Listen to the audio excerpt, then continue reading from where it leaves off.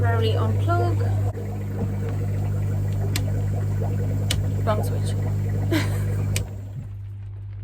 Okay. Now all you can hear is the rain. Oh, I've missed one of my lights. And I've got some evaporation going on in this one. Yeah, very raw this is. Hey, and welcome back to the Herd Wave, or welcome if you're new around here. So today's video, what we're doing is, I'm just going to basically give you my 3 best tips, I suppose. Tips? Well, not really tips, but bits of advice, I suppose you could say, from my experience.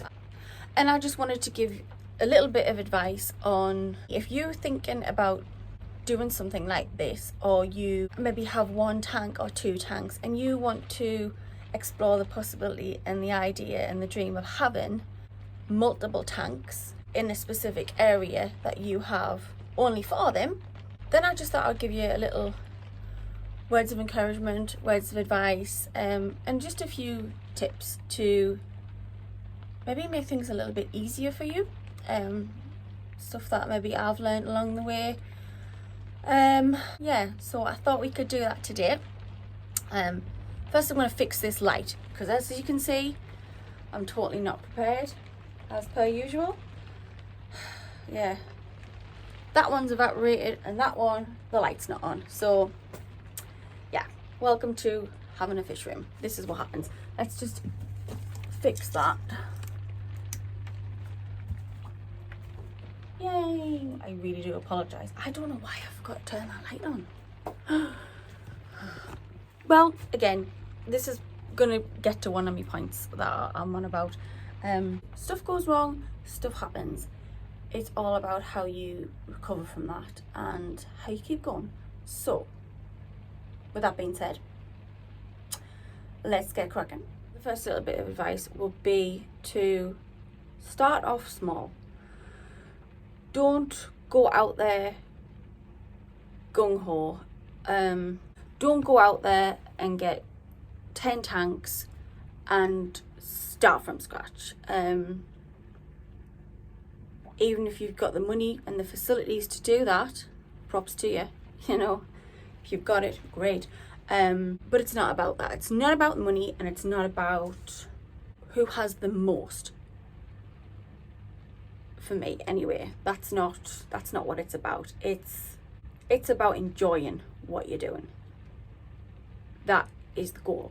That is how you win. Enjoy what you're doing. These living stone have lost all of their colours.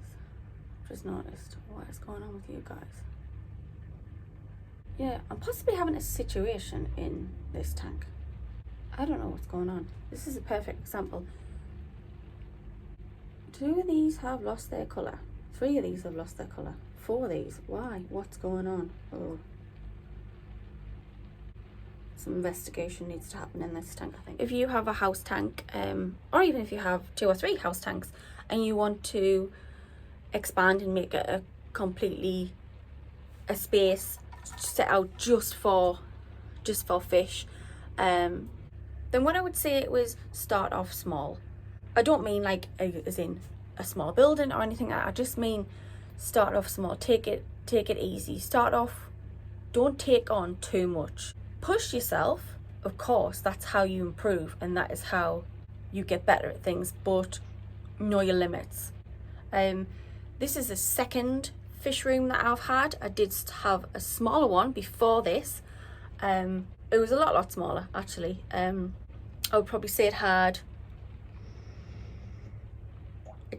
these tanks in, and it had trying to think, these tanks in on this racking. Actually, it was on this racking, and another one slightly similar to the one behind me, but not exactly the same, but it had the same amount of tanks on there. That is what I started off with, and then it gradually went from there, from having them in the house. When I decided to move on and get a separate space for it, that's what I started off with. I think there was only two tanks that was extra that was actually put in there. It wasn't a lot, and setting it out, and there's obviously lots of mistakes that you make along the way with insulation. If it is outside, mine was outside, mine was inside the garden in a separate location. It was a shed that I had. I think it was about a 10 by 10 shed that I had. Insulation was obviously an issue. Getting the balance, getting it right with the insulation, because you don't realise that, especially where I live, you need to take into consideration your geographical location, especially when we're talking about multiple tanks here. We're not just talking about one or two in an area where you are possibly all the time, like in your living room or your dining room. My things just fell off, frightened the life out of me. Oh, my Halloween thing has fell over. And he's nearly went in the tank. He has gone in the tank. I didn't shut the lid. Oh no. Oh, his bum's wet. Oh, I'll show you. Oh no, bum is wet. That's tragic. That's tragic. Where can I put you? I'll put you there for now. All these things to consider is geographical location. Is it somewhere that's hot all the time, somewhere that's cold all the time, or is it somewhere, do you live somewhere that fluctuates in temperature, that you need to take that into consideration? So insulation, I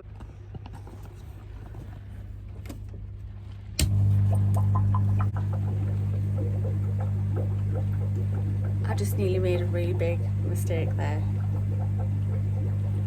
Yeah, really big. They would kill me if they knew. Oh, I suppose I'll show you. Given that note, I better show you, because you'll be wondering what I'm talking about. So, little surprise.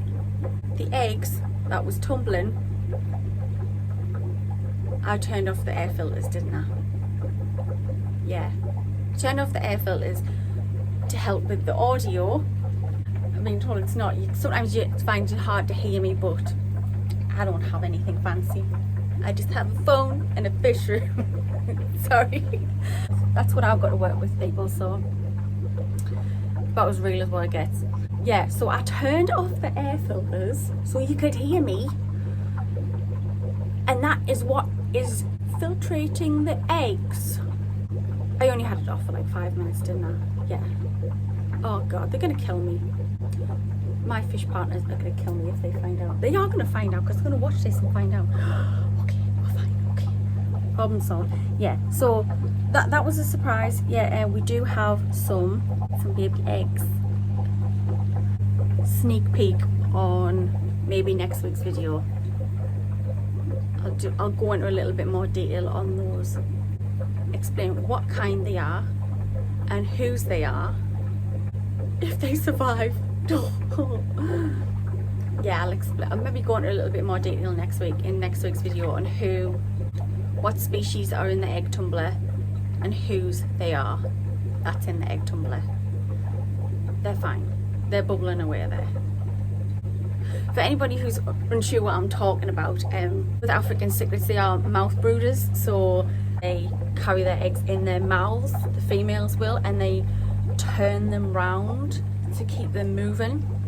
They keep them tumbling around in their mouths to sustain them, to keep them alive. They're totally not ready to be free swimming. So they're in the egg tumbler, and the air filter is pushing the air through it and making them move, and to imitate the natural way that their mother would turn them around in their mouths to keep them moving. And I've just turned them off. It's not a big deal, it's not. But that would leads me into probably point number 2. Mistakes will happen. It is inevitable. It doesn't matter how long you've been doing this for. Mistakes happen with all sorts of things. That is a prime example of mistakes that happen. One thing to remember is, don't beat yourself up about it. Learn from that mistake.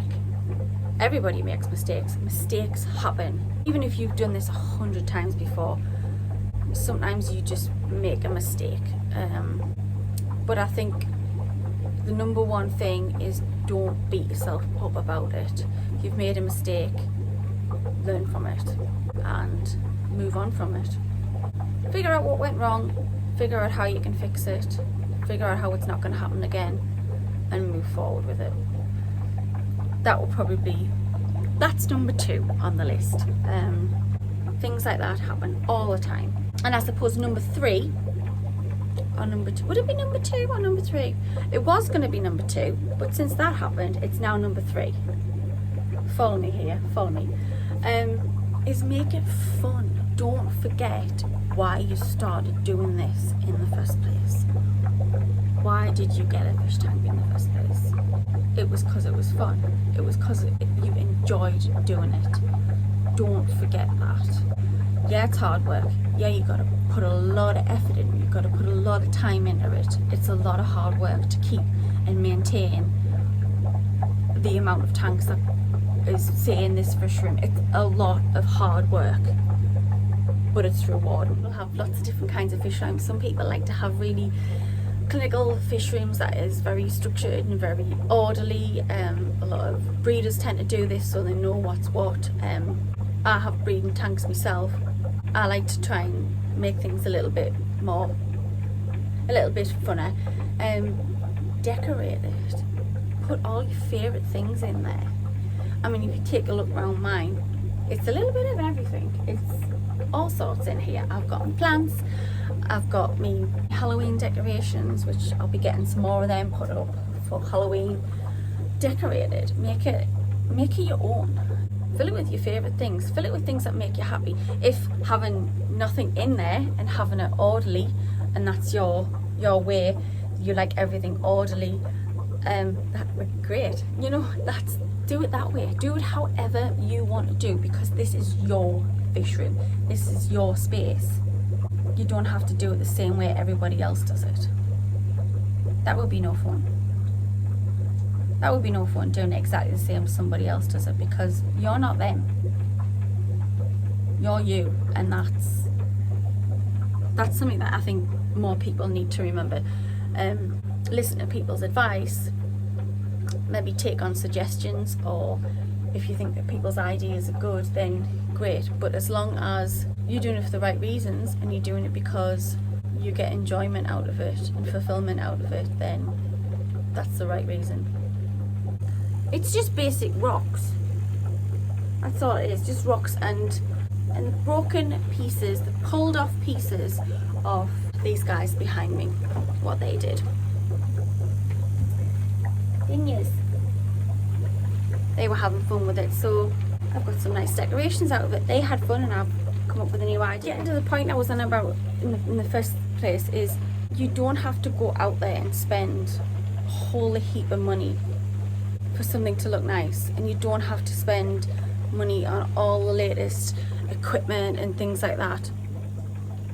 Reuse stuff. There's loads of stuff on the market that you can get that is used or well loved, I suppose some people will call it. Second-hand stuff, really. You don't need to start off with all the latest gear and all the latest equipment and brand new spanking tanks. It's all about what you make of it. So these tanks in here, some of them are very old, some of them are recycled. The racks I showed you here with all of the frying, those were all second-hand tanks. They all weren't brand new spanking tanks. Little bit of elbow grease on it to clean them up, get all the hard water stains off them, make sure they're ready to go, and absolutely perfect. Probably wouldn't have even known if I hadn't told you. So you don't need to go out there and spend ridiculous amounts of money on brand new spanking tanks to do what you want to do in this hobby. It doesn't have to be like that.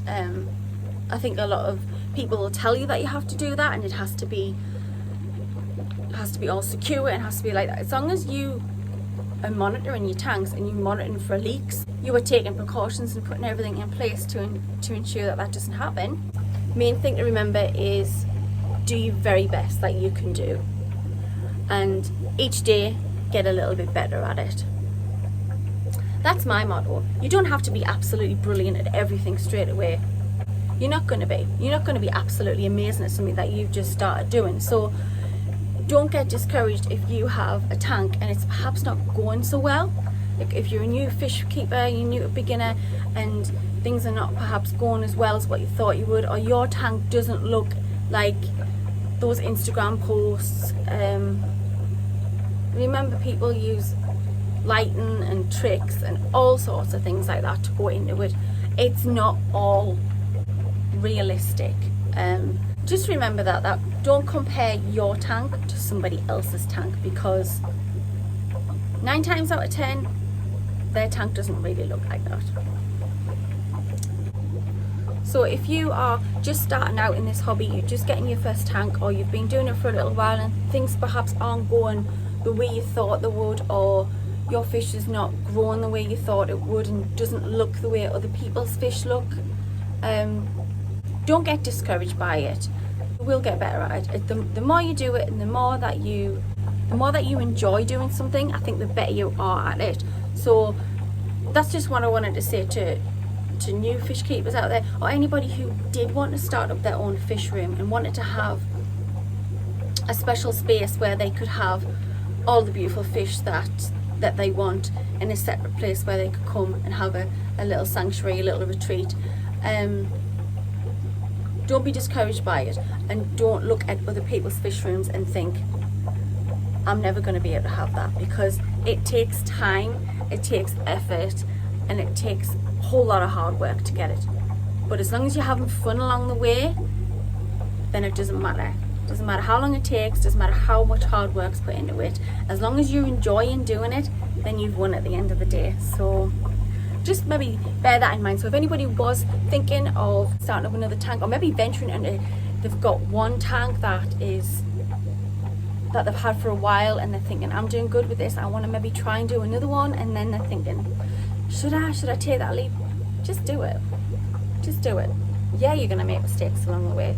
Yeah, things might not go as right until you get into a routine of tank maintenance and water changes and taking on the extra responsibility of all the different fish that you've put into that tank. Because you've got to remember, every single fish that you put into a tank, you have a duty of care for.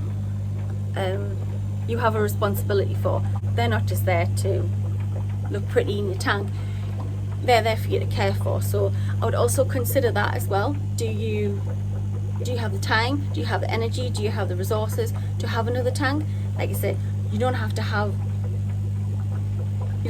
the latest equipment, you don't have to have the specialized latest tanks or anything like that. You just have to put a whole lot of love into what you're doing and how you're taking care of that fish, because that is the most important part after all. How you taking care of your fish, your duty of care to them, and enjoying yourself along the way. So hopefully that's given people a little bit of an inspiration to either start up a tank for the first time, start up a new tank, or start up a little fish room. Who knows? Click the like button if you enjoy this kind of content.